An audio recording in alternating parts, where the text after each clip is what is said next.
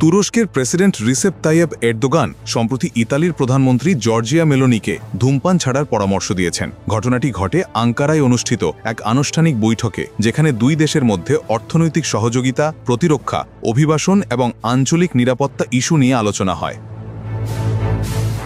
বৈঠকের এক পর্যায়ে মেলোনির হাতে সিগারেটের প্যাকেট লক্ষ্য করে এরদোগান মৃদু হাসি দিয়ে বলেন, দয়া করে এটা ফেলে দিন, এটা আপনার স্বাস্থ্যের জন্য ক্ষতিকর।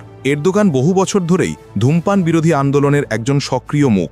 তিনি তুরস্কে তামাক নিয়ন্ত্রণে কঠোর আইন প্রণয়ন করেছেন, এমনকি সরকারি ভবন, রেস্তোরাঁ এবং জনসমাগম স্থলে ধূমপান নিষিদ্ধ করেছেন। প্রেসিডেন্ট হিসাবে তিনি প্রায়ই বিশ্ব নেতাদেরও ধূমপান ত্যাগের পরামর্শ দেন। অতীতে তিনি বিভিন্ন অনুষ্ঠানে মন্ত্রী ও কর্মকর্তাদের কাছ থেকে সিগারেটের প্যাকেট নিয়ে ফেলে দিয়েছেন বলেও জানা যায়। তুর্কি সংবাদ মাধ্যমগুলো জানিয়েছে, মেলোনি ঘটনাটিকে হাস্যরসের সঙ্গেই নিয়েছেন। তিনি এরদোগানের কথা হেসে বলেন, আমি চেষ্টা করছি, কিন্তু সহজ নয়। এ সময়ে উপস্থিত কর্মকর্তারা করতালিও দেন। সামাজিক যোগাযোগ মাধ্যমে ঘটনাটির ভিডিও ভাইরাল হলে অনেকে এরদোগানের আন্তরিকতা ও স্বাস্থ্য সচেতন মনোভাবের প্রশংসা করেন। তবে কেউ কেউ মন্তব্য করেন, এটি ব্যক্তিগত অভ্যাসে হস্তক্ষেপের উদাহরণ।